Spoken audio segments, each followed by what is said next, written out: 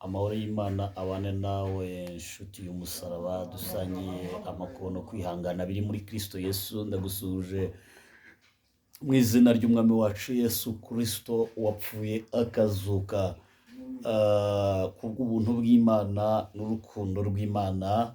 Ndagira ngo mpatureho umugisha ukomeye wo kuzabona Imana. Bene data, ni ibihe bigoye kandi ni ibihe abera bakwiriye kuba maso kugira ngo dutegereze Kristo kandi twiringiye ko azaza kandi uzaza ntazatinda. Nyemerera tubanze dusenge mbere yuko nguha ubutumwa Imana yashyize ku mutima wanjye, kuko nababwiye ko ari by step. Iyo tumaze igihe dusenga hari ibyo twakira tukagenda tubyandika ahantu, hanyuma then igihe tuboneye akanya inshingano ziturekuyemo gakeya tukagenda dutambutsa ubutumwa. Niyo mpamvu mubona ndi kugenda nkorera ahantu hatandukanye, kubera ko hari imirimo mba nagiyemo nkavuga reka tugende umuntu anabitambutsa, kuko Bibiliya iravuga ngo nutaburira umunyabyaha akazapfa aguye muri ibyo byaha, ngo agapfa abizize kandi wari ufite icyo wamukorera, ngo amaraso ye azakubazwa. Ariko kandi ngo numuburira ngo akarokoka uzamuhemberwa. Rero turiho ngo tuburire abantu kugira ngo bazibukire, bazigire ibyo bazibukira muri iyi si ya none, kuko ni ibihe bikakaye, ni ibihe bigoye, ariko Yesu Kristo niwe Mana. Mu izina rya Yesu Kristo ndagushimye kubw'abana bawe, ndagushimiye kuko wabanye nabo, wabanye nanjye, warabarinze, warabarwaniriye kandi warabaneshereje. Wakoze ibikomeye, wakoze ibidasanzwe. Ntabwo dufite uko tuvuga imirimo y'amaboko y'Imana kuko nta bisobanuro twabona, ntabwo tuzi uko ubigenza. Muririmbyi wa 45 yaravuze ngo iby'Imana ikora biradutangaza. Aravuga ngo nta n'uwabimenya uko biri, aravuga ngo ariko nzi ko nzabimenya kuri wa munsi. Hanyuma aravuga ngo nk'uko Eliya yajyanwe n'ingoga, aravuga ngo niko nanjye nzava mu isi. Rero ndagushimiye kuko wateguye umushinga mwiza wo kuturengera tukiri mu isi, ariko no mu bwami bwawe ukaba warateguye umushinga w'uko tuzabana nawe, tukakuririmbira, tugakorana nawe kandi tukabana nawe ubuziraherezo. Tubigushimiye rero hamwe n'ababera bose babarizwa hano kuri iyi ministry. Turagushimiye kuko wafunguye runo rubuga rwo kugira ngo abera bahembuke. Ntidufite ingano y'uko twabivuga, kuko iyi nayo ni imirimo yawe. Daniyeli ngo yerekwa iby'iyi minsi, ngo yabonye azaba ari iminsi irimo ubwenge bwinshi. Turagushimiye ko rero muri ubwo bwenge bwavutse muri kino gihe, natwe dufite umuyoboro wo kubwira abatuye isi babasha kumva ururimi tuvuga. Mu izina rya Yesu Kristo turabigushimiye kuko uyu muyoboro wagiyeho, izina rye rihabwa icyubahiro. Sengeye umuntu uri mu Rwanda, senganye n'umuntu uri Tanzania, senganye n'umuntu uri Uganda, senganye n'umuntu uri Congo, senganye n'umuntu uri Burundi, senganye n'umuntu uri Mozambique, senganye n'uyu muntu uri muri Kenya, senganye n'uyu muntu uri muri Afurika y'Epfo, senganye n'uyu muntu uri mu bigabane y'i Burayi, senganye n'uyu muntu uri muri Amerika, senganye n'uyu muntu uri muri Australia, senganye n'uyu muntu uri muri Canada, senganye n'uyu muntu uri mu Bufaransa, senganye n'uyu muntu uri Belgique, senganye n'uyu muntu uri muri Oman, senganye n'uyu muntu uri muri Dubai, senganye n'uyu muntu uri muri America Latine, senganye n'uyu muntu uri ku yindi migabane yose itandukanye y'isi, mu izina rya Yesu. By'umwihariko igihugu cyacu cy'u Rwanda, senganye n'umuntu uri mu majyepfo, senganye n'uyu muntu uri mu majyaruguru, senganye n'uyu muntu uri iburasirazuba, senganye n'uyu muntu uri iburengerazuba, kugira ngo ubane natwe muri uyu mwanya, uduhe imbaraga, kandi umwuka wera w'Imana adushoboze, kuko umuririmbyi yaravuze ngo umpe kunesha rero nk'uko wanesheje. Nshuti yanjye, urakoze Kristo kuko uri inshuti yacu, urakoze Kristo kuko uri imbaraga zacu, tubisabye twizeye mu izina ry'umwami wacu Yesu Kristo, amen. Ngo nta munyagara w'isengesho birasobanuye ngo nta sengesho rigufi ribaho. Namaze kukwaturaho ko tugiye kubana nawe, kandi ndagusabye aho uri hose, simpazi, sinzi ibyo uri gukora, ariko fata umwanya tuganire, fata umwanya wumve icyo Imana iri gutangaza, cyangwa se icyo umwuka w'Imana ahishura mu bihe bisa n'ibi ngibi. Bene data, mu by'ukuri njya mbabwira ngo n'impumyi yakabakaba ikabona ko iherezo rya byose riri bugufi. Mu kuri hariho umwuka w'urucantege rwinshi, ariko ubushize muri message natanze nababwiye ko nubwo hariho umwuka w'urucantege, hariho n'imbaraga z'Imana zifite kutuzahura, zikadukura muri ubwo butware bw'umwijima, zikadukura muri izo mbaraga z'umwanzi Satani. Bibiliya igaragaza ko mu bihe nk'ibi ngibi Imana izaba iri kumwe n'abayo. Iyo ugiye usoma ijambo ry'Imana, ugenda ubona ko bimwe byahanurwaga bamwe batabyumva, yewe natwe tubyiruka twumvaga iby'agakiza, tukumva iby'imperuka, tukumva ibizaba bikomeye, ariko tukumva ni ibintu biri kure nyine, tuzaba tutakiriho, tuzaba twarapfuye, tuzaba turi abasaza rukukuri, hari imyaka tuzaba twararenze. Ariko mu kuri ndi gutangara cyane uburyo biri gusohora byirukanka. Bibiliya ni umuhanuzi ukomeye cyane utavangiye. Ni nayo mpamvu nimubona Imana ihagurukije abahanuzi bayo, ntabwo ikihutirwa ari ukubatera amabuye no kubavudukana, ahubwo ikihutirwa, ese baravuga iki? Ese baravuga iki? Bimeze bite? bibavuga ni ibiki? Bibiliya iravuga ngo mushakashake ibyo umwami ashima, mushakashake ibyo umwami akunda.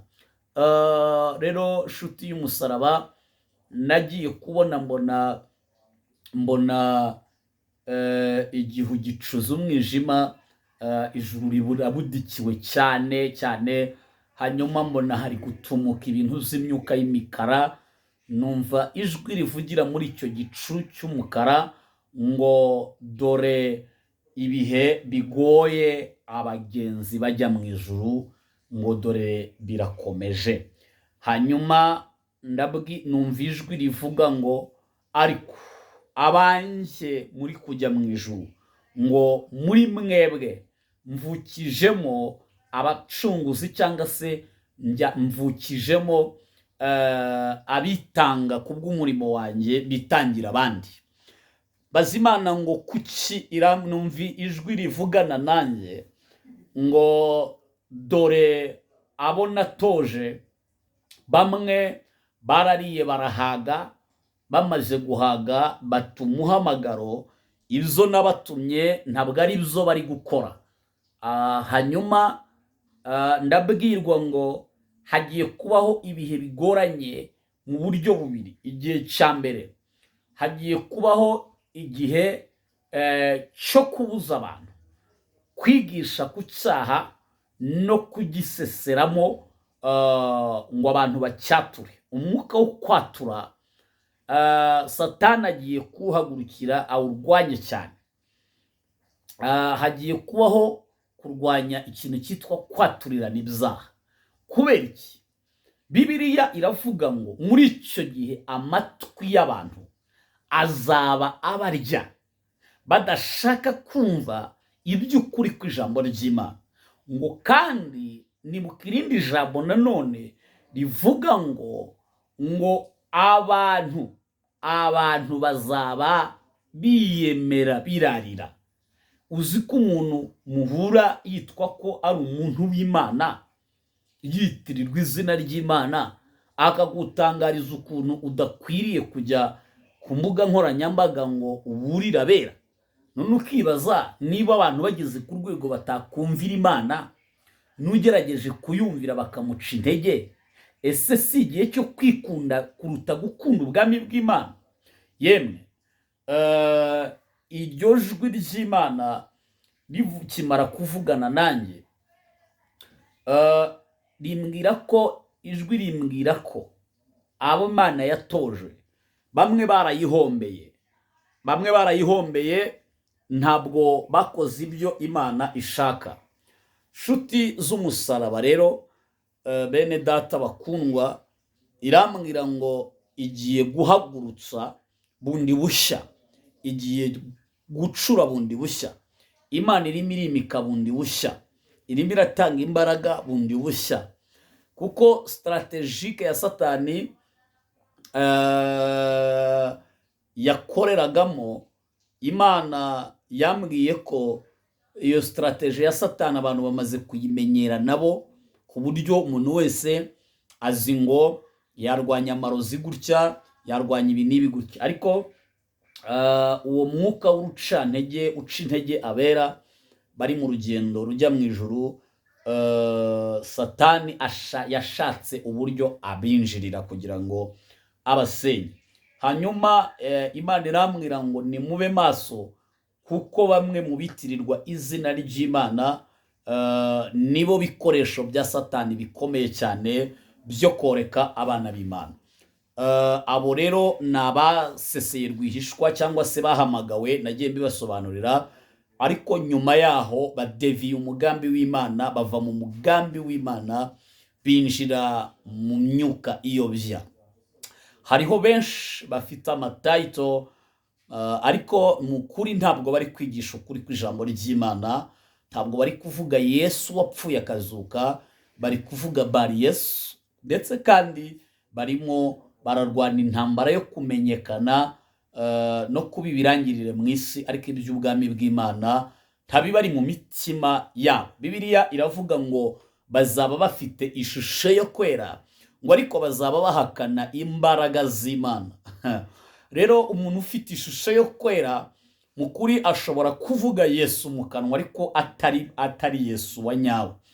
Ashobora kuvuga ngo Imana, ariko atari Imana yaremye ijuru n'isi. Ndabwirwa ngo rero kuko utabisobanukirwa, Imana ihagurukije abo kukuburira, kandi muri abo natwe turimo turavuza impanda ngo zibukira ikibi kundi cyiza. Bene data rero,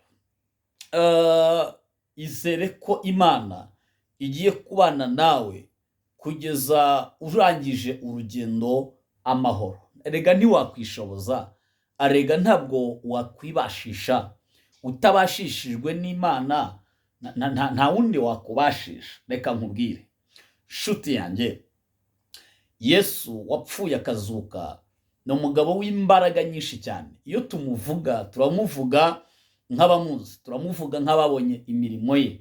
Birashoboka ko isi yaducalenjinga ikavuga ngo ese Yesu muvuga amaze iki? Nshuti yanjye, Yesu tuvuga ni umugabo wapfuye apfira ibyaha byanjye n'ibya bene data, kugira ngo tubone ubugingo kandi bwinshi. N'uwiyambuye umwambaro w'icyubahiro, yambara isoni, yambara kamero k'umuntu, ndetse arenganirizwa ibyaha abantu twakoze. Rero uwo niwe tuvuga atanga ubugingo bw'iteka ryose, nicyo gikuru. Ariko kandi tukiri n'inaha ngaha ajya tugirira neza, ashobora gutuma usa neza kandi utisize amavuta ahenze. Ni umwami mwiza cyane, ni umwami utanga amahoro mu gihe amahoro yabuze, kandi aca inzira aho zitari, agatembesha imigezi mu butayu. Hanyuma rero ubutumwa bwa kabiri nanone, kandi ngira ngo turi kuri pati 3. Ubutumwa bundi, message ya kabiri nahawe nuko uyu mwaka wa 2026 nakomeje kubaza Imana ngo ese koko harimo umugisha w'abantu b'abanyamasezerano. Irambwira ngo uyu mwaka ku bantu basenze neza b'abakobwa ngo harimo udutimba twinshi, harimo kwambara udutimba cyane. Iyo tuhanura ibi kandi hari umuntu uhita uvuga ngo ese ngo agatimba ngo kukambara ngo si ukuba ufite fiancé ngo no kuba ngo mu mujyi babicuruza cyangwa n'ahandi. Nibyo, ariko noneho menya neza ko hari n'uwakundanye n'umuntu umwe akagenda ntacyo bapfuye, agakundana n'undi nawe akagenda ntacyo bapfuye, agakundana n'undi nawe akagenda ntacyo bapfuye, amaze gutandukana n'abafiancé 10. None se urumva nta mwuka uherekeje, nta byuka biherekeje ibyo bintu? Zirikana nanone ko nubwo wambaza icyo kibazo, zirikana ko hari umuntu wari ugize imyaka 40 cyangwa 35 cyangwa 30 cyangwa 29, mu gihe hari umwana wa 21 uri kuzigana bavuga bati nimugire vuba dore ubukwe burabaye. So ugomba rero kumenya iki, hariho imigozi ibihambiriye abantu, imigozi irwanya imiryango, irwanya kubaka, abadayimoni barwanya urugo. So rero ugomba kumenya nibi ko burya abantu bakoze ubukwe, wowe ushobora kuba warabukoze nyine utemera Imana, ariko burya umugore wawe afite ukuntu yagiye arasenga yinginga Imana ikora ibintu, wowe wisanga mu migisha utazi uko byagenze. Niyo mpamvu urimo uvuga gutyo. Hari abantu biyiriza ubusa kugira ngo imiryango ibiho, hari abantu bari kwiriza ubusa kugira ngo ubukwe buzatahe, hari abandi babikingiranye mu masengesho bari gusenga kugira ngo Imana ice ibigozi n'akarande n'imbaraga mbi z'umwijima. So rero harimo udutimba. Narabwiwe ngo abakobwa nimube maso cyane, musenge mwe kurambirwa, kuko nabonye hari bamwe bari barananiwe. Ijwi rirambwira ngo winanirwa, kuko iby'Imana yavuze izabisohoza kandi izabisohoresha umwete wayo. Hanyuma kandi ngira ngo n'abari mu bihugu byo hanze, mwe mwagize n'ibiza bidasanzwe, kuko niho kurindagira kwagiye guturuka kwinshi. Abantu bararindagira, wari umugabo agahinduka umugore, wari umugore agahinduka umugabo. Mbese isi yabona bitakinakunze igahita yemeza ko umugabo areshya n'umugore, ndetse kandi n'umugore areshya n'umugabo. Hanyuma isi nyine iragenda iraboshya muri ibyo bihugu nyine. None ubu bamwe muri mu ngaruka zabyo, abandi mwarananijwe nyine. Ariko kandi ntabwo mvuga ibi nk'utazi fight ziba mu miryango, ariko nanone Satani ye koshya abantu, kuko Imana ikunda famiye.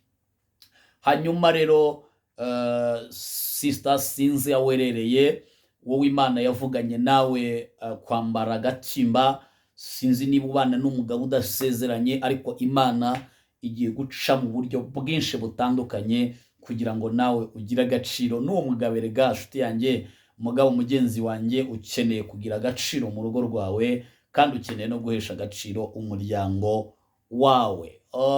Indi message, nabwiwe ko ibiyobyabwenge bigiye kugera ku rwego rutangaje, ruteye ubwoba. Abantu bagiye kwidroga cyane, amadroge menshi. Rero ndabwirwa ngo habeho gusengera urubyiruko cyane, yewe n'abakuze, kuko abantu kubera ibibazo byinshi no kutamenya aho babihungira, ko Satani yamaze gushyira abantu igikarito mu maso, abereka ko nta munyamasengesho ukibaho, nta mukozi w'Imana ukibaho, nta muhanuzi ukibaho. Mbese abantu bose bahindutse ngo ni abescro, ni abatekamutwe, ni abanyoni, ni abajura. Ariko icyo gikarito Satani yacinze mu maso abantu gikwiriye gukurwaho mu izina rya Yesu. Ugomba kumenya ko mu ngeri zose habamo ibyiza n'ibibi, habamo abakomeye ndetse n'aboroheje, habamo abantu badasanzwe, bamwe nyine bakora ibintu biteye isoni bidasanzwe, ariko mu ngeri zose ibyo ntekereza ko no mu miryango itandukanye ntabwo abantu bose bavuka ari ba miseke igoroye. Niyo mpamvu rero kuba wabonye umuntu umwe wakoze ikintu kimwe udakwiriye kubyitirira itorero rya Kristo ryose, ntabwo ari byo. Imana iracyariho, iracyakora imirimo n'ibitangaza, kandi babwije ukuri yuko ubutumwa iyo burwanijwe nibwo buba bugiye kuvugwa cyane.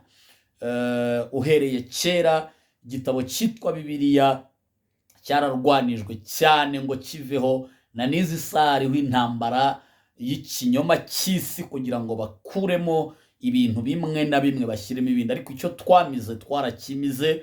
Ikindi bamwe muri twe namwe mwahishuriwe, hari Bibiliya nyine zigiye kwaduka ariko zikaba zarakuwemo iyo mirongo. Niba ufite Bibiliya ya kera uyigumane cyane, Bibiliya ya kera uyigumane cyane, ariko kandi mugire n'imirongo imwe n'imwe musoma muyibike mu mitima yanyu. Ngira ngo nzakora ikiganiro mbereka imirongo iri kugeragezwa gukurwamo kandi already yamaze no gukurwamo. Nk'iyo ugiye muri telefone hari igihe ushakamo umurongo ukawubura. Ikindi murabona ko ugisigaye usacinga Bible mbere yuko winjira ku isomo igice runaka n'umurongo, mbere yuko bijyaho hagahita hacamo nka publicité yo kwamamaza. Tekereza ko mperutse kumva umuntu yafunguye Bible muri telefone yiwe agiye gushaka umurongo, mbere yuko awushaka hahita hacamo publicité yo kwamamaza pornography.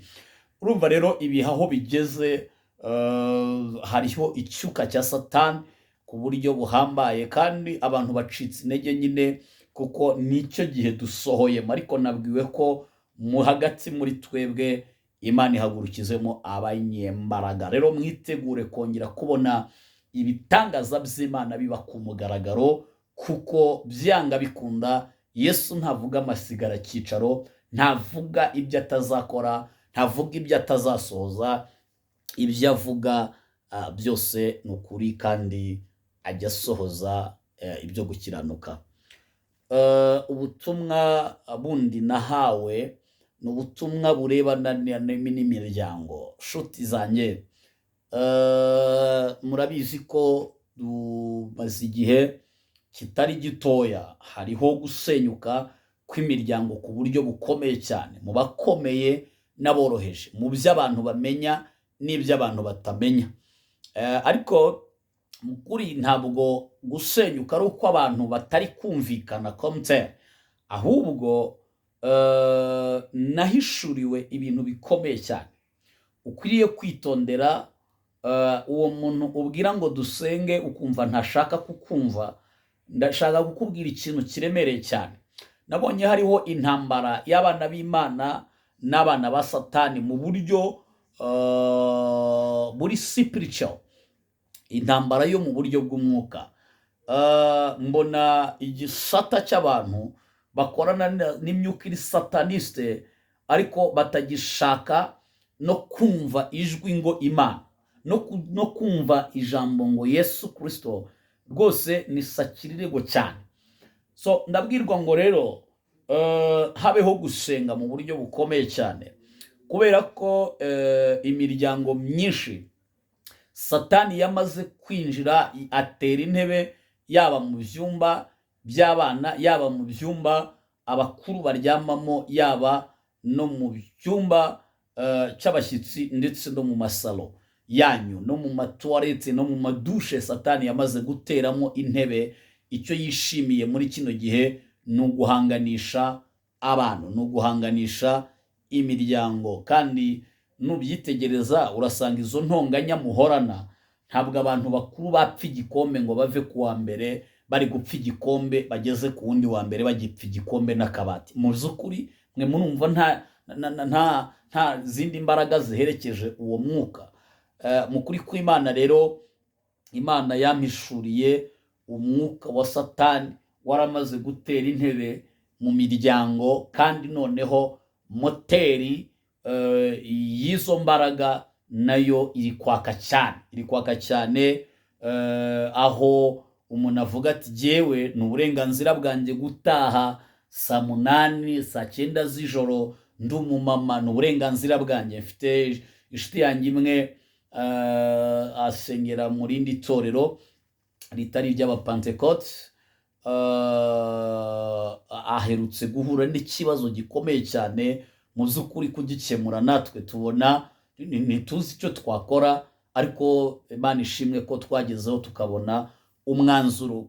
Wibaze ko ababyeyi bagombye kuva mu cyaro barazamuka baza mu mujyi wa Kigali muri icyo kibazo baratega, ariko ugasanga se barapiki. Umudamu arabyuka mu gitondo akambara neza, niba afite 5,000 akajya kwicara mu kabari ati jyewe ni uburenganzira bwanjye, nunkoraho urahura n'akaga. So ugasanga rero bibaye ikibazo gikomeye cyane. Icyo gihe twaragiye dusanga byarenze naho ngaho, hari abamwoheje baramubwira bati nureka uriya mugabo tuzagukorera ibi n'ibi. Ariko se beneda, mu by'ukuri murumva igihe tugezemo tudakwiriye kuyoborwa n'ijambo ry'Imana kuruta kuyoborwa n'ibindi bintu byose?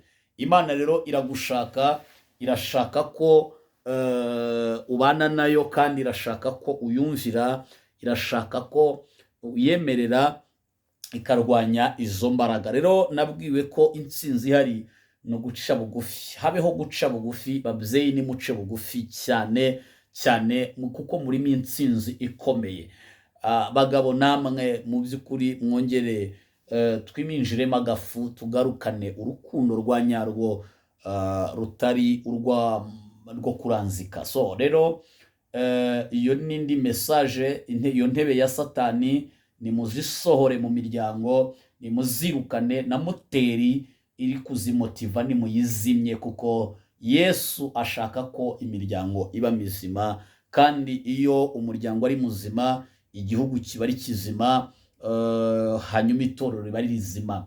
Rero Yesu abagirire neza, kandi Yesu abahe umugisha, Yesu abane namwe mu buryo bukomeye cyane. Ubundi butumwa nahawe ni ubutumwa nabwiwe n'Imana kubaha.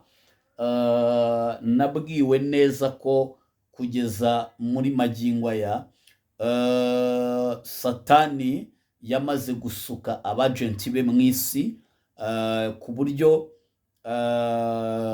hariho abantu bambaye inyama z'abantu, bagaragara physical appearance ko ari abantu, ariko ndabwirwa ngo hariho abantu batari abantu, ahubwo b'abasataniste, abagenda ari icyuka, ariko wamureba ukabona ni umuntu afite misiyo yo koreka abera b'Imana no gukamuramo abantu imbaraga.